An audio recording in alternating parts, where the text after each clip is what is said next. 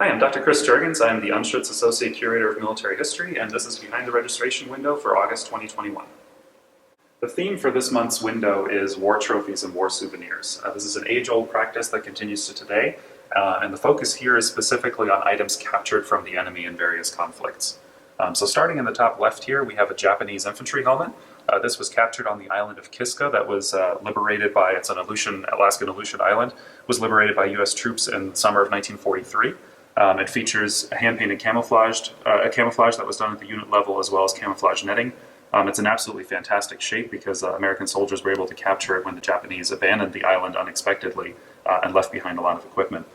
Below that, we have an Italian Carcano Model 1891 cavalry carbine. And what's interesting about this one is this model was used in both World War I and World War II. But this one, not only do we have the provenance, but it actually has the provenance on the stock there. It actually has the date and a dedication. This was given as a gift by an Italian partisan to an American soldier as a thank you for the help in liberating Italy. Next up, we have a bolo knife. And this particular weapon is very emblematic of the Philippine insurrection, which followed the Spanish-American War. And there were quite a few Colorado troops stationed in the Philippines during this time. And the bolo knife is actually a harvesting tool, but it was also used as a military weapon during that conflict, and sort of came to represent that opposition to Americans. And so a lot of American soldiers brought home these bolo knives as mementos.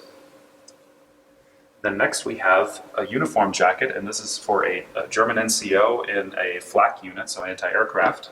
The jacket is in fantastic condition and probably was captured after the war during occupation duties, just considering its condition and the prevalence of home front flak units.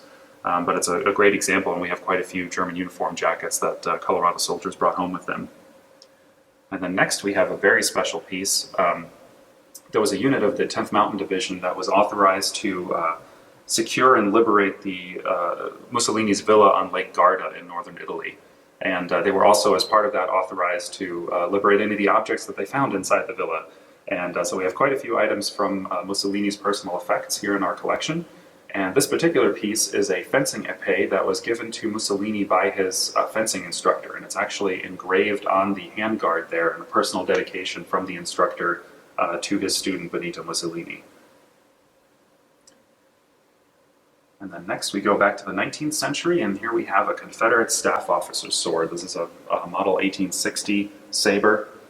We unfortunately don't know the story behind this one or how it ended up in our collection, but it likely was captured by a soldier who later lived in Colorado and donated to the Historical Society at that time. And then finally, we have a piece of trench art. This was a practice that predates World War I, but was popularized during that war. And this is actually a captured German artillery shell that a soldier of the 148th Field Artillery decorated, probably with the help of some of his comrades and a machine shop. But it's engraved all the way around with the name of the campaign, the names of the various battles that they were involved in, as well as the unit insignia and the insignia of the American Expeditionary Force. And so please feel free to come by the History Colorado Center on the 3rd floor in the Zoom In exhibit. You can come to the registration window and look at all of these objects in more detail.